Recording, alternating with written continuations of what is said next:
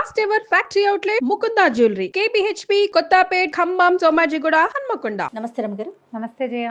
రమ్మగారు, తిరుమల తిరుపతి దేవస్థానం అనగానే మనకి లడ్డూ ప్రసాదం, అలానే స్వామివారికి తలనీలాలు సమర్పించడం కదండి. మొక్కు అనగానే మనకి ఇవి గుర్తొస్తుంది. తలనీలాలు అనేసరికి పిల్లలకి ఫస్ట్ టైము చాలామంది అక్కడే తలనీలాలు సమర్పిస్తారు కదా రమ్మగారు. అవును, చెవులు కూడా కుట్టిస్తారండి అక్కడే కొంతమంది. ఎక్కువగా మనం తలనీలాలే వింటుంటాం. ఏటా వెళ్ళిన వారు ఏదో మొక్కుకున్నప్పుడు తలనీలాలే సమర్పిస్తాం స్వామి నీకని మొక్కుకునే వారిని కూడా చూస్తూ ఉంటాం. ఆడవారు 3 కత్తెరలు ఇస్తూ ఉంటారు కదండి. గుండు కూడా కొంతమంది చేయించుకుంటారు, తలనీలాలు సమర్పిస్తూ ఉంటారు. ఈ మధ్య ఒక వార్త వింటున్నాం, ఆడవాళ్ళు సమర్పించవచ్చని సమర్పించకూడదని. మీ అభిప్రాయం ఏంటి? అభిప్రాయానికి ఏముంటుంది జయ?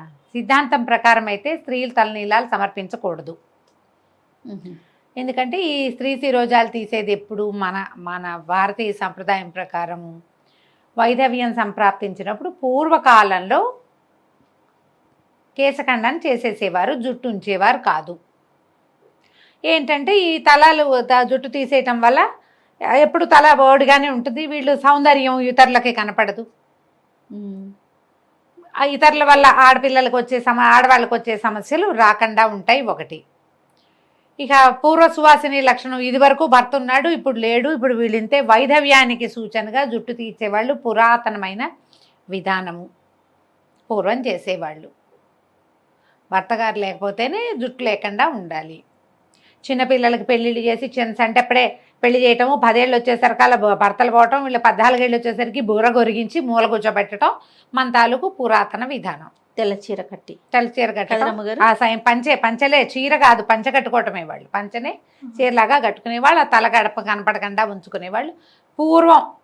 నీకు తెలిసే నాటికి నీకు తెలియదు, నాకు కూడా తెలియదు అంతగా, అంత పాతది విధానం. భర్త ఉండగా జుట్టు తీసుకోకూడదు, స్త్రీలు కేశాలు కట్ చేయకూడదు, భర్త కేశాలు కనెక్షను అని ఖచ్చితమైన అభిప్రాయం ఉండేది. అది వేరే సంగతి. ఇప్పుడు స్త్రీలు తీసుకోకూడదు, స్త్రీలు ఎందుకు తీసుకోకూడదు అంటే ఇచ్చేవాళ్ళు ఇస్తూనే ఉన్నారా లేదా అమ్మా? ఇస్తున్నారండి. అవునా? నేను నా 3-4 ఏళ్ల వయసు అప్పటి నుంచి తిరుపతిలో జుట్టిచ్చి వచ్చాం అన్న వాళ్ళని నేను అప్పటి నుంచి చూస్తూనే ఉన్నా. 10 ఏళ్ల వయసులో తిరుమల వెళ్ళినప్పుడు కూడా ఆడవాళ్ళు కొంతమంది జుట్టిచ్చింది కనపడేది. ఎందుకు వస్తాయి ఈ ప్రశ్నలు? ఎవరు కావాలనుకుంటే వాళ్ళు ఇస్తారు, లేకపోతే స్త్రీలు ఇవ్వకూడదు, వాళ్ళ ఇంట్లో వాళ్ళు ఒప్పుకోకపోతే ఇవ్వరు. పాయింటే కదా. ఇంట్లో కుటుంబ సభ్యులు ఒకటి ఉంది కదా. ఇప్పుడు వాళ్ళ ఇంట్లో వాళ్ళు ఒప్పుకున్నప్పుడు, వాళ్ళు ఏదో మొక్కుకొని తీసుకున్నప్పుడు మనం ఎవరమమ్మా వాళ్ళకి చెప్పడానికి? ఆడవాళ్ళు తీసుకోకూడదు, మీరు ఎందుకు తీసుకున్నారంటే నా ఇష్టం, నేను దేవుడికి మొక్కున్నా ఇస్తాను అంటారు. ఎవరో గురువుగారు చెప్పారు, ఇంట్లో వాళ్ళు ఒప్పుకోలేదు, ఇవ్వరు. వారి వ్యక్తిగతం మీద ఆధారపడి. ఖచ్చితంగా ఇది పూర్తిగా వ్యక్తిగతమే జయ, ఖచ్చితంగా. ఇప్పుడు ఈ జుట్టు ఇచ్చే ప్రోగ్రామ్ ఎక్కడి నుంచి వస్తుందో చూద్దాం. అసలు అలా ఆలోచించండి మీరు. ఈ ప్రశ్న అడిగేటప్పుడే ఇది ఆలోచన రావాలి. ఇదివరకు కూడా నేను ఈ మాటే చెప్పాను. విపత్కరమైన పరిస్థితుల్లో మొక్కుకుంటాం మనం. దేని మొక్కుంటాం జయ? బస్సు రావట్లేదని, టైంకి ట్రైన్ అందాలని జుట్టు మొక్కుకుంటారా ఎవరైనా? కాదు కదా. దేవుడా బస్సు ట్రైన్ అయిపోతుంది, ఏదో 5:06కి మనం ఇంకా రోడ్డు మీద ఉన్నాం, 6ంటికి ట్రైను, అయ్యో ట్రైన్ మిస్ అయిపోతుందేమో, వినాయకుడు కొబ్బరికాయ కొడతాను నా తండ్రి, బస్సు ట్రైన్ మిస్ కాకుండా చూడు అంటాం. కొంతమంది అట్లా మొక్కుంటారు. లేదా రాత్రి రేపొద్దున అన్నం తిన్ను, ట్రైన్ మిస్ అయిపోతే అక్కడ ఏదో సమస్య ఉందని వీటికి చేస్తారు. ప్రతి వాళ్ళకి మొక్కుకునే అలవాటు ఉంటుంది భగవంతుడికి. ప్రతి వాళ్ళు మొక్కుంటారు. ఈ మొక్కుకోటాల్లో జనరల్గా ఎప్పుడెప్పుడు జరుగుతాయి? ఏవైనా ప్రమాదాలు సంభవించినప్పుడు, అనారోగ్యాలు సంబంధించినప్పుడు, ఆర్థికపరమైన చిక్కుల్లో ఉన్నప్పుడు, ఏదో పిల్లలకి పెళ్ళిళ్ళు కావటం లేదో, పిల్లాడు కింద పడ్డాడో, వాడికి ఏదో జరిగిందో, మనకే జబ్బో పిల్లలకే జబ్బో, ఏదో విపత్కర పరిస్థితులు, ఎక్కడో ప్రమాదంలో చిక్కుకుపోయాం, ఎక్కడో ప్రయాణంలో ఇరుక్కుపోయాం, పిల్లాడు అక్కడెక్కడో ఉండిపోయాడు, మళ్ళీ ఇంటికి వచ్చే దారి కనిపించట్లేదు, దేవుడా తలనీలాలు ఇస్తాను తండ్రి, నిలువు దోపిడీ ఇస్తాను, నా పిల్లని రక్షించు, నా కళ్ళబడే నాయన అని దండం పెట్టుకుంటాం.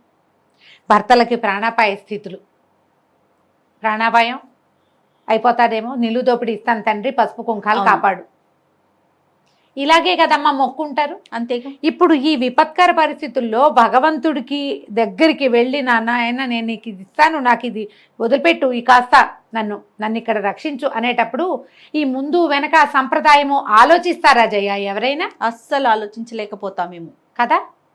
ఆలోచించరు, నిలువు దూపిడి మొక్కేస్తారు. ఆయన హాస్పిటలైజ్ శుభ్రంగా ఉన్నాడు, సడన్గా పడిపోయాడు భర్త, హాస్పిటలైజ్ చేశారు, ఏదో బైపాస్ చేయాలన్నారు, లేకపోతే ఇంకోటి ఏదో అన్నారు, కష్టమండి 24 అవర్స్. ఇప్పుడు కదా మొక్కేది.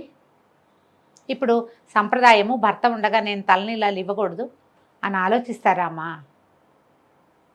వాళ్ళ అలవాటు ప్రకారం ఏదో మొక్కుంటారు. ఇది కాదు, నా బోటక్క ఎవరో వచ్చింది, నిలువు దోపిడీ ఇస్తానని మొక్కోవే అతను బతికొస్తాడు అని చెప్తారు. నిలువు దోపిడీ అంటే సూత్రాలు, ఒంటి మీద ఉన్న బంగారం అంతా ఇచ్చి తలనీలాలు కూడా, అంటే నిలువు దోపిడీ ఇవ్వటం అంటే నా మొత్తం నా తాలూకు సంపదని నేను దేన్ని భావిస్తానో అదంతా నీకు ఇస్తానని కదా. సౌందర్యం కూడా మన సంపదే కదా జయ. సౌందర్యంలో ప్రధాన భాగం జుట్టు కాదా? కేశాలే కదా. కేశాలే కదా. చూడంగానే మనకి ఏం అందమంతా పోయింది కదా.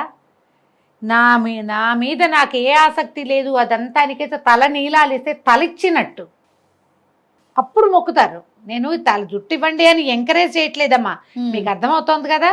అవును, అందరూ జుట్లు ఇవ్వాల్సిందే అని నేను చెప్పట్లా. ఏదైనా విపత్కర పరిస్థితుల్లో ఉన్నప్పుడు మొక్కుకున్నప్పుడు మొక్కు తీర్చుకొని ఇవ్వండి. ఆ మొక్కుకి, ఆడవాళ్ళ మొక్కుకి భర్తలు ఒప్పుకోవాలమ్మా, ఇది రూల్. మీకు పాయింట్ అర్థమైందా? ఎవరు అక్కర్లా, భర్త గనక ఈ అమ్మాయి జుట్టు ఇవ్వటానికి భర్త ఒప్పుకుంటే ఏం పర్వాలేదు.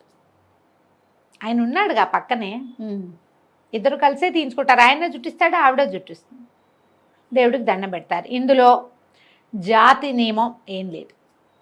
ఈ జాతుల్లో వాళ్ళు ఇవ్వకూడదు, ఆ జాతుల్లో వాళ్ళు తప్పు ఆ మాట. ఎవరైనా సువాసనే.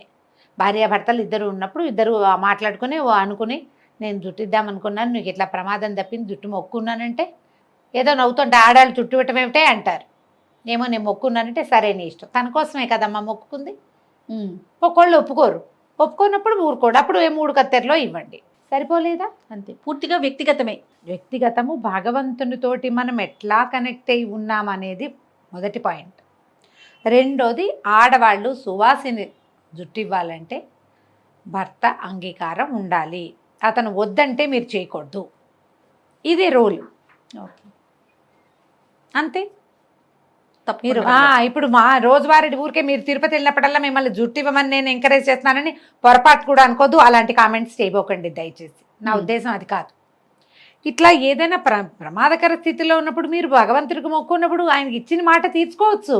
ఆయనకి కనుక మీరు మీరు మాట ఇస్తే భగవంతుడికి ఇచ్చిన మాట ఇవ్వండి, ఒప్పుకోండి. ఆయనకి ఏం చెప్పారో ఆ మాట ఇదేసేయండి, ఓకే, నిలబెట్టుకోండి ఆ మాటని, అంతే.